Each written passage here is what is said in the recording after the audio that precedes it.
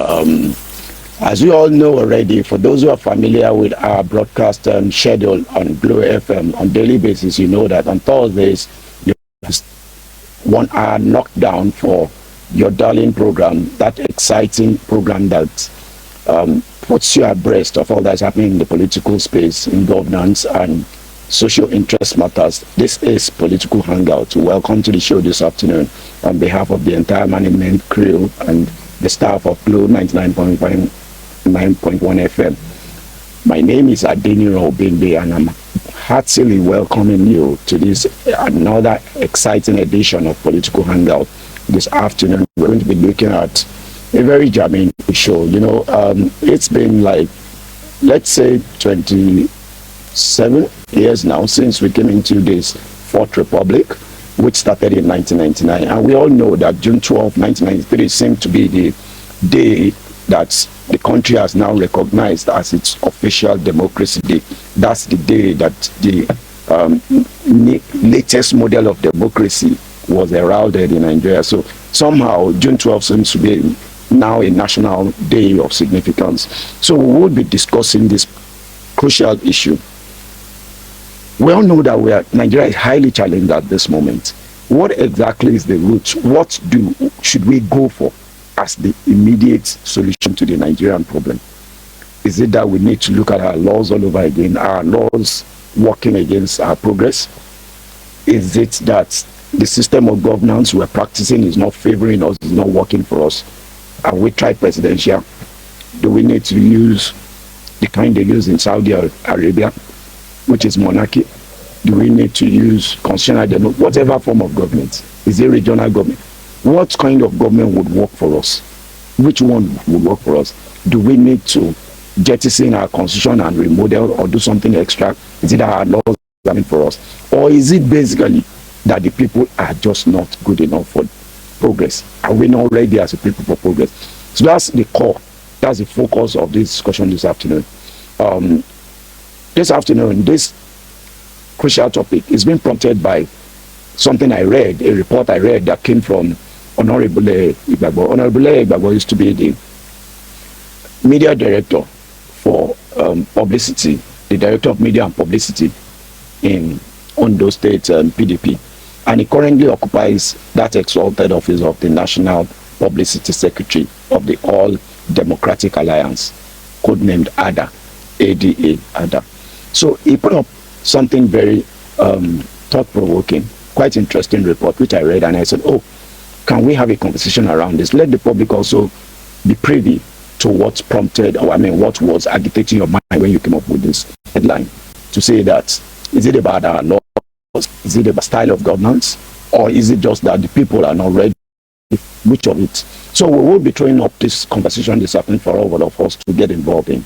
He would narrate his own perspective, why he thinks, what he thinks about this. And then you members of the public, our esteemed audience, will then counterbalance with your own perspective. And we can all make sense out of the way forward. So at the end of the program, maybe we'll reach a consensus of, okay, let's take this direction. Let's look at it this way. Maybe we can have an agreement in that regard. So that's the crux of the matter this afternoon. And like I said, Honorable Leye Igbabo is joining us live in the studio this afternoon. We're not doing virtual calls. It's not by phone. He's here live in the studio. So he will be willing also to entertain your calls and respond to some of your questions. Thank you for joining us on the program this afternoon, Honorable Leye Igbabo. Thank you for joining us. It's my pleasure to be here. Thank you for doing a very good job for Nigeria. We appreciate you for also prompting the focus of this conversation, because you, like I said, you brought it to the fore. Now, let's shoot straight. Without mincing words, almost every Nigerian has come to accept the fact that we're in a very precarious situation. There's no doubt about it that it seems that we need to do a soul-searching kind of reflection. What exactly should we address as the root of the problem?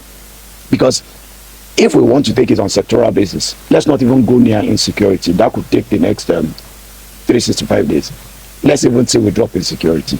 Even in our political space, I'm shocked that even NDC, the latest of the opposition parties, seem to have again been bogged down by the same issues that the legacy parties, the APCs of this world, the PPs of this world, the same trap they fell into, the same imbroglio that puts all these parties asunder, is also rearing its head at the NDC. Does it mean that there's something intrinsically wrong with the way we run our system? So can you explain to us what you think?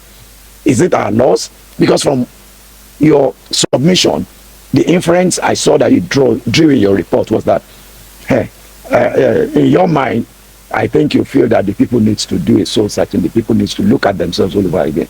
So let's have your understanding of this this topic. Thank you very much. I'm glad to be here once again. Yeah, like I said, when I just vibrant to help them run the administration. So it is not about the law or the constitution. I concluded in my own candid view that these things are not, these laws are not the issues. We are the issues. We are the issues, and I am very confident about it. If we make laws from here till heavens come, it will not change anything. I've taken my time to look at it holistically. I've been in this game, this political arena for close to 35 years.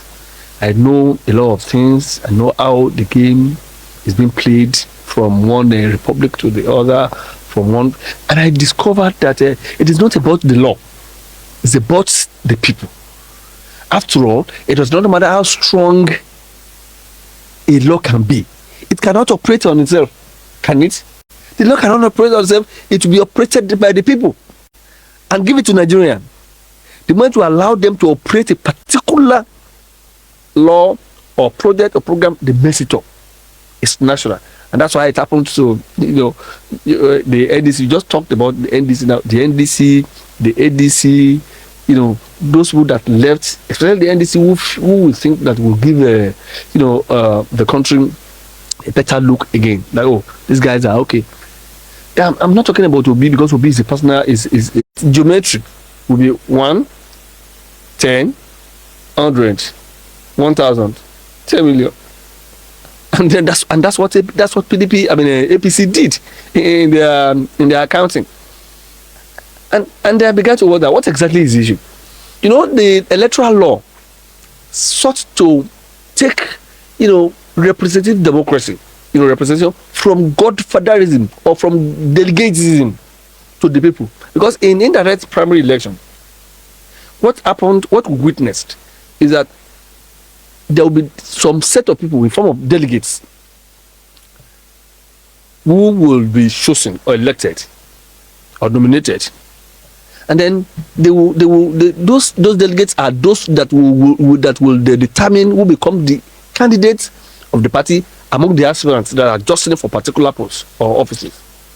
Now, what the indirect rule succeeded in doing was to see that the delegates are being, they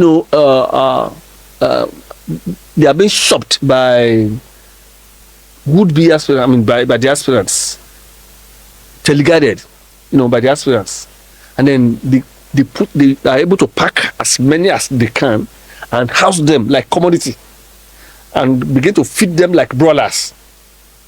Those are the people that will determine who become what in that dispensation.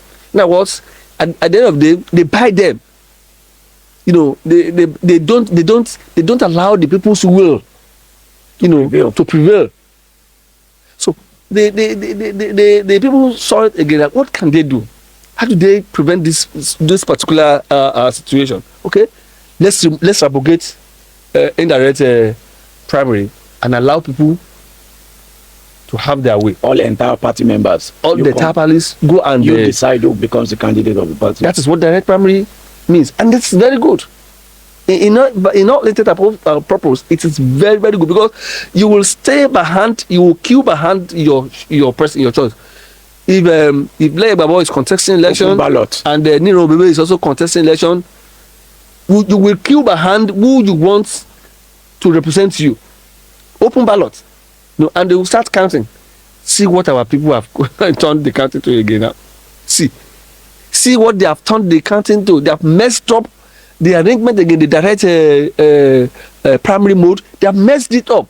How can anybody be counting 1, 10, 20? And the funniest part, what baffled me there was that people still stood at the queue.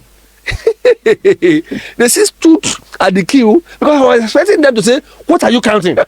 Is that the way they taught you? And then I expect them to protest and move away from and walk away from the queue. But what other nonsense is this? But you see people, they still stood listening and watching the person that is counting geometrically.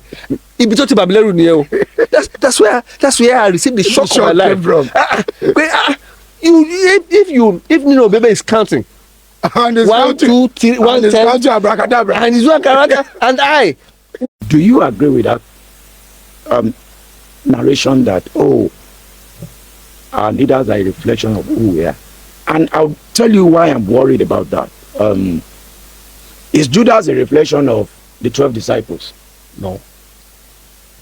Are these terrorists terrorizing Nigeria currently, are they a reflection of who we are as Nigerians? I don't think so. So those are the perspectives I want us to clarify. Because I understand that within a family of 6, for instance, mother, father, and 4 children, if one decides to go wayward, becomes an armed robber, and it begins to terrorize both the father, the mother, and the other siblings. Is that the black sheep in the family? Does he actually represent the family? Is he a reflection of the upbringing and the culture of the family? So that's the. I always like challenging conversations. Yes, that thing is always being pushed out. I've heard a lot of politicians say, but how do we justify that statement if people get the kind of leadership they deserve? Has become defective, bad, such that it now controls the people. Leadership no longer flows from the bottom top. It now they have gotten to the leadership position and have taken over, such that the people cannot actually. The American system will fatten you, will streamline you, and whip you to the normal. But in our system here, will turn a saint to a devil. It doesn't matter how you try to do it, because of the preparedness of so Buhari was part of his preparation. Of Tinubu's preparation. They went and picked him. They look, come and do this. We need you to be the Vobiara, and they put him there. But the first president that prepared for this job, just like Dr. Mimiko. So you agree now that it's the system that has forced the president? It's the system. It's the system. When he now got there, honestly, if not God of the system, there was no way anybody could have insisted that if I don't do anything, don't vote for me. Don't vote for me. No, he has taken it too far. He couldn't have meant that he wanted to play on the people. But when he got to the system and he saw the demons in the demon, and he saw he was struggling. He was so he was struggling. He couldn't make it. They said Oti Arani Okure. So is that why you are saying? Is that why the president said, "Oh, it's my enemies that have brought insecurity"? Yes, because he's stranded. He's stranded. He's stranded. He has got it to his wits end. Most especially for Mr. President. No, for you to have known what's going on in his mind. No, we are Nigerians. So you can read his mind. We are Nigerians. I'm not in his party. I'm criticizing him because at any rate, whether at the end of this, whether fear transparent election, you saw the party live. Everybody covered. All media houses covered. You saw APC's own. Can you tell me in specific terms where APC actually conducted credible, clear, transparent primary election? Anyway, that would be a matter for. But they foisted another APC. They foisted this particular governor on the people. They foisted. I mean, so indirectly, you are saying Ondo State citizens, yes, didn't get the kind of conscience that APC actually conducted election in primary election in 2024. Spare me the spot. My audience will be able to answer on my behalf. Because I'm not allowed to express an opinion. No.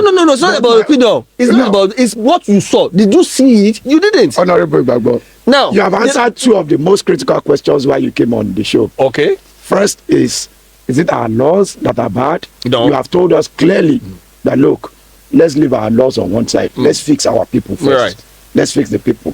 Secondly, I did ask do the people get the kind of leaders that they deserve? He said under normal circumstances. But Nigerian circumstance is abnormal. So you can't blame the people for getting the wrong leadership. Now, let's open the phone lines. As we progress in the conversation, let our audience too be able to also relate with you. Let's see whether they flow with you on the same page or they have a contrary opinion. So for now, callers can please start calling in. Our participants on the phone lines, you can start calling in. The number to call is 0805 551 1110 0805 551 1110. Hello. Hello. Hello, good afternoon. Good afternoon. Welcome on to Political Hangout. Thank you for joining us. Your name and where you're calling? My name is Tosin. I'm coming from Owo. Tosin from Owo, please go ahead. Yeah. I disagree with Mr. Igbabo. The problem of Nigeria is one is institutions. We don't have strong institutions. Then secondly, it's a leader. It's leadership problem we have. Let me give you a scenario. It's a side of it's not prepared as Mr. Leye Igbabo said. It's not prepared for the leadership. But he got there. He tried, he knew, he even told the whole country that they manipulated him, the election that brought it up, he was manipulated. But he decided to change it. And it was the one that made the form in INEC, if you are aware. He's the one that wanted, even because of death, that map would have changed this country. So if you not look at the person that is prepared, he's not being prepared, it's not that thing that changed him. What of that as well? Why can that thing change that as well? But they're not determined to change. See, it's a leader that changes the institution. It's a leader that expects that this thing will work. Okay, sir. Can I ask you this? Can I ask you this, sir? How do we then get the right leadership? Do you think that the people, the citizens of Nigeria now are to blame for the kind of leadership that we have that is not favoring Nigerians? Are we to blame, are Nigerians to blame for the leadership we have right now? Because we have one. To change the system in the right direction. It will be a little bit difficult for now because the citizens have been dehumanized. The citizens have been, decapitated, such that they hardly can think straight. When they are impoverished, the next thing is how to get survivor. You remember the story of Esau when he was hungry. Poverty is a very bad thing, and the leadership had actually used that poverty to weaponize the people, to whip them to lie, such that even people now are serving as collaborators to their oppressors. They don't see these people as oppressing them again. That's why you see them.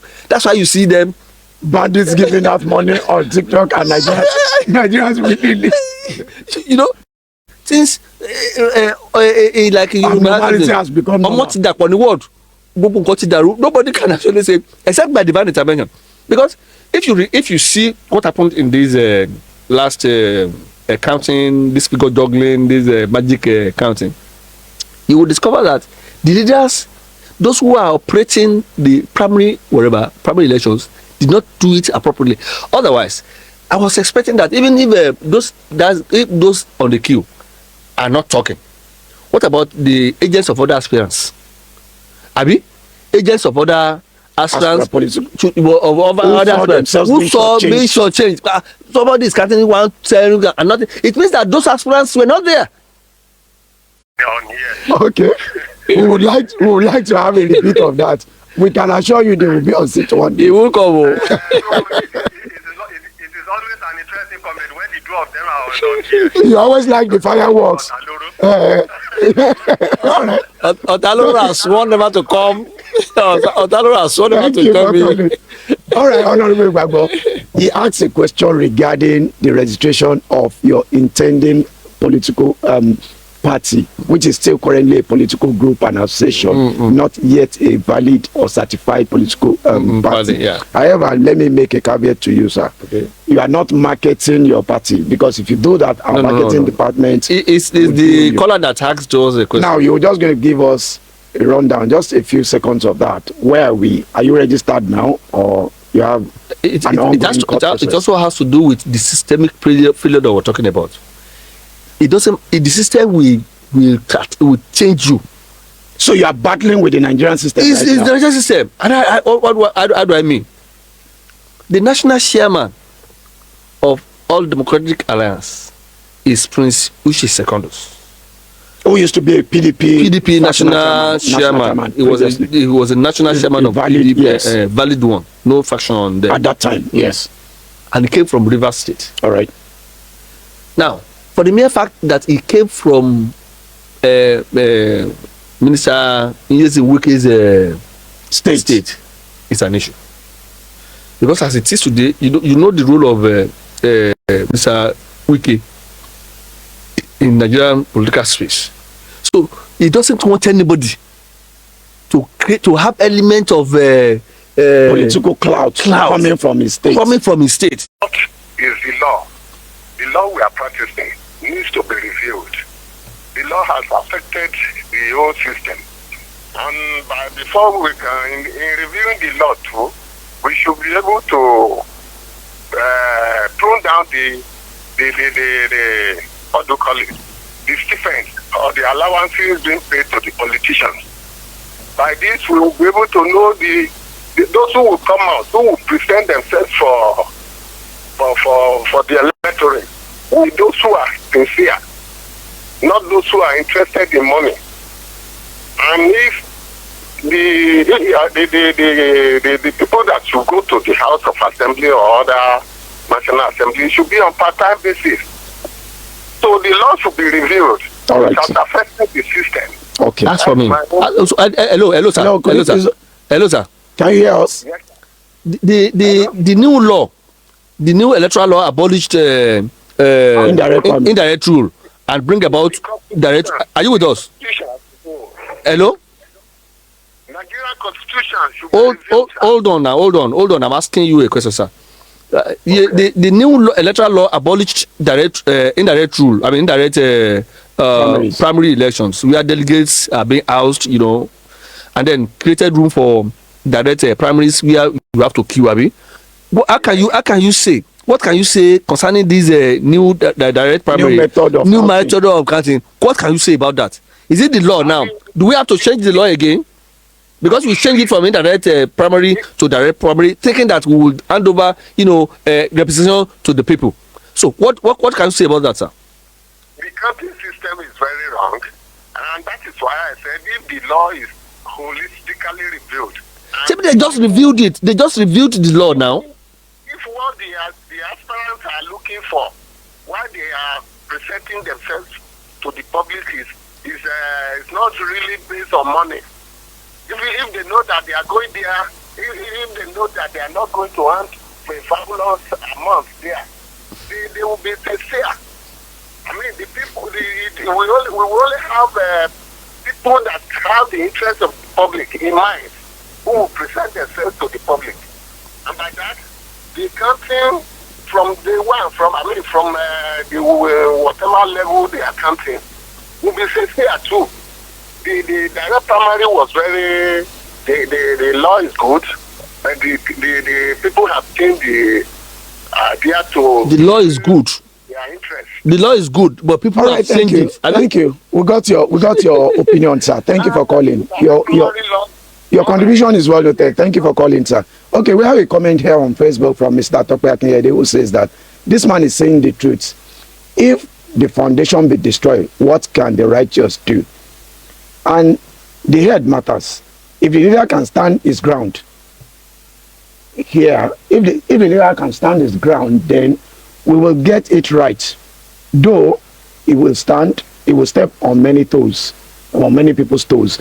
Now, what he is saying directly, pointedly, is saying that, look, if you have a leader, the ultimate, who is the president, if you have such a leader who has the willpower, it can change the narrative of all of these things we have discussed about this afternoon. Do you subscribe to the fact that a leader, but you've said it initially, that even President Tinubu was well prepared, but the system has kind of formatted him to comply.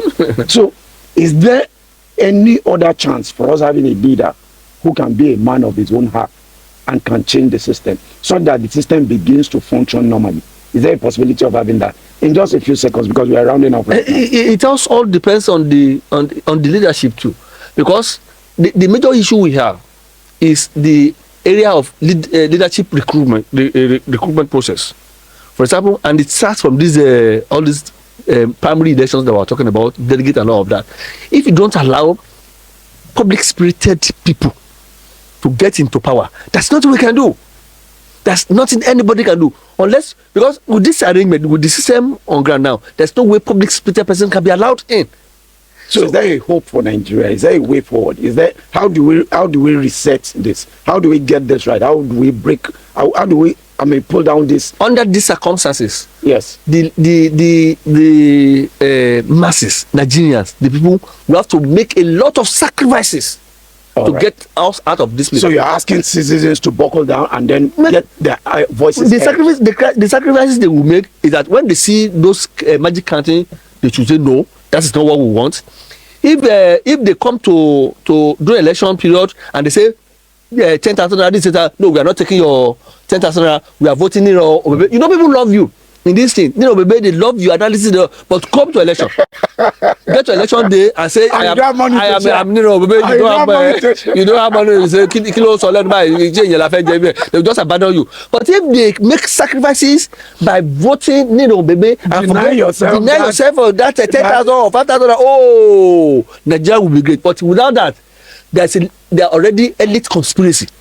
Whether you are NDC, whether you are ADC, whether you are PDP, whether you are APC, there's elite conspiracy. They conspire against the masses, and the masses are also serving as collaborators to the conspirators. Except it takes such very huge sacrifice. There's little that can happen. We've had a very interesting, very, very hilarious time on the show this afternoon. You softened the mood of most people this afternoon. Your narratives, your analogies have been quite enlightening.